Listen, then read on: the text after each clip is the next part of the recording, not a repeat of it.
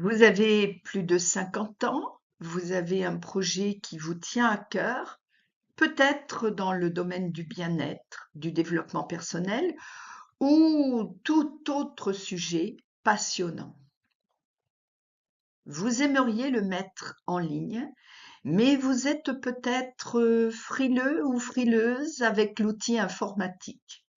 Par où commencer? Comment faire pour ne pas se perdre dans toutes ces techniques marketing qui semblent complexes et impersonnelles?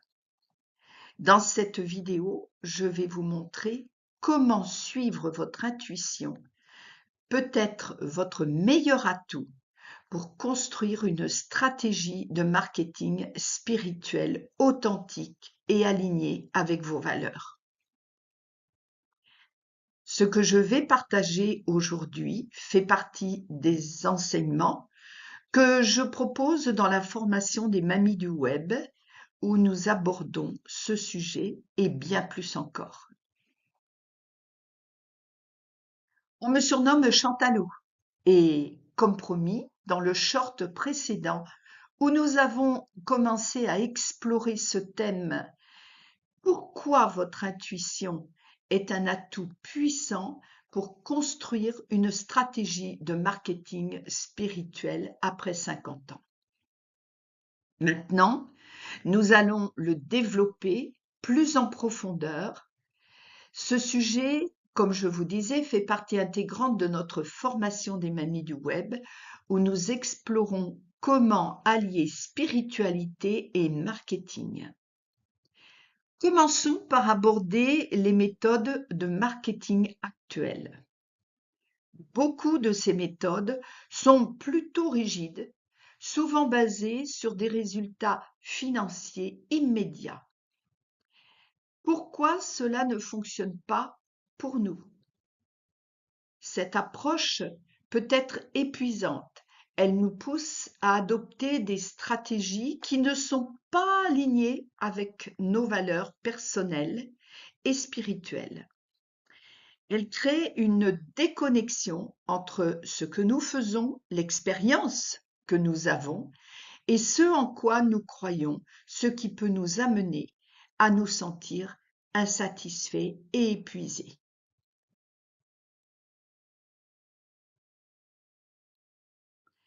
Maintenant, parlons de l'intuition, cette petite voix intérieure qui sait déjà ce qui est juste pour vous. Écouter votre intuition peut vous permettre de vous démarquer dans un monde marketing saturé. En intégrant votre intuition dans votre stratégie, vous pouvez créer une approche authentique qui résonne avec votre audience. Votre projet sera alors aligné et touchera profondément les personnes qui vous suivront. C'est ça la beauté du marketing spirituel.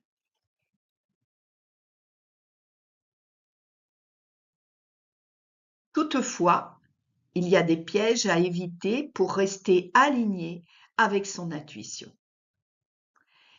Il est essentiel de distinguer l'intuition de l'ego pour éviter de tomber dans des comportements qui, au lieu de renforcer votre connexion intérieure, vous en éloignent. Voici quelques erreurs fréquentes à ne pas commettre. Se comparer aux autres, suivre des personnes que l'on admire et ne voir que leur succès peut fausser votre jugement. On oublie, on ignore souvent tout le chemin qu'elles ont parcouru pour en arriver là. L'intuition nous guide vers votre propre chemin, unique et adapté à vous. Vous comparer vous éloigne de cette voie. Parfois, une idée venue de l'intuition peut transformer un simple projet en un véritable succès parce qu'elle résonne avec une vérité profonde chez vous et chez votre audience. Sauter de formation en formation. L'accumulation d'informations bien qu'enrichissante, peut parfois devenir un bruit de fond qui vous empêche d'entendre votre propre voix intérieure. Il est important de prendre du recul, de vous poser et d'intégrer ce que vous avez appris, plutôt que de vous laisser disperser. Le syndrome de la puce, ce besoin constant d'être partout à la fois, de suivre toutes les tendances, peut donner l'illusion d'être sur la bonne voie. En réalité, il vous éloigne de votre centrage et vous coupe de votre intuition. Se laisser séduire par l'image du succès. Le succès visible chez quelqu'un d'autre peut vous pousser à prendre des décisions dictées par l'ego plutôt que par une réelle connexion à votre intérieur. Rappelez-vous que ce qui fonctionne pour une personne ne correspond pas forcément à votre propre chemin. Vous inspirer de quelqu'un est une bonne chose, mais vous devez revenir à vous et à votre projet. C'est là que les pratiques de recentrage, comme la méditation, la reconnexion à soi ou le simple fait de faire des pauses régulières dans le flux d'informations, deviennent essentielles pour éviter ces pièges. Écouter votre intuition demande du calme et du recul. Si vous ressentez que quelque chose ne vous convient pas dans votre stratégie, écoutez cette voix et trouvez le chemin pour modifier ou refaire. Écoutez votre corps. Votre corps peut vous envoyer des signaux clairs sur ce qui est bon pour vous ou non. Si vous ressentez une tension face à une idée, c'est peut-être que ce n'est pas la bonne direction, ou que vous avez besoin de guérir quelque chose de votre passé avant de poser l'acte. Et en parlant de votre corps, n'oubliez pas, il faut 9 mois pour faire un enfant. De la même manière, tout projet demande du temps, de la patience et de la persévérance. Il faut laisser mûrir les choses et la récolte des fruits de tout ce que vous aurez mis en place, que ce soit votre communication, votre contenu ou votre stratégie, ne viendra qu'avec le temps.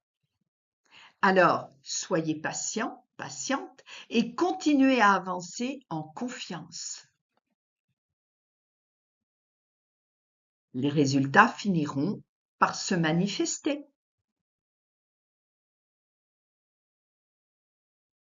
Récapitulons. Suivre votre intuition est essentiel dans un marketing spirituel. Cela vous permettra de rester aligné avec vos valeurs et de créer des connexions profondes avec votre audience. Pour en apprendre davantage sur ce sujet et bénéficier d'un soutien bienveillant, de conseils adaptés à votre dynamisme, ainsi que d'une communauté prête à partager votre enthousiasme pour la transmission, je vous invite à rejoindre notre formation des Mamies du Web ou à vous procurer le book qui est offert pendant la formation. Il est paru aux éditions The Book Edition et je vous mettrai bien sûr le lien sous la vidéo. Avant de vous quitter, et en lien avec l'intuition, j'aimerais parler d'un aspect important pour les plus de 50 ans et pour ceux qui rejoignent la formation des Mamies du Web. L'objectif de votre démarche n'est pas de prouver vos connaissances ou de vous mesurer à d'autres, mais bel et bien de partager votre expérience, d'enseigner ce que la vie vous a appris. Vous avez tant à transmettre et c'est ce qui vous rend unique. Vous n'avez rien à prouver car vous avez déjà parcouru ce chemin avec sagesse et maturité. C'est en cela que vous enrichissez les autres, en restant authentique et connecté à vos valeurs profondes. Et d'ailleurs, le retour financier que vous pouvez espérer de cette transmission est un juste remerciement pour le dévouement que vous apportez. Ne vous laissez pas emporter par l'idée de faire vos preuves, mais restez centré sur l'essentiel, donnez avec le cœur et les fruits de votre générosité viendront naturellement. J'aimerais savoir ce que vous en pensez. Alors, partagez vos expériences et vos réflexions dans les commentaires et n'oubliez pas de vous abonner pour plus de contenu inspirant et partagez cette vidéo si vous pensez qu'elle peut aider quelqu'un. Merci de votre écoute. À bientôt.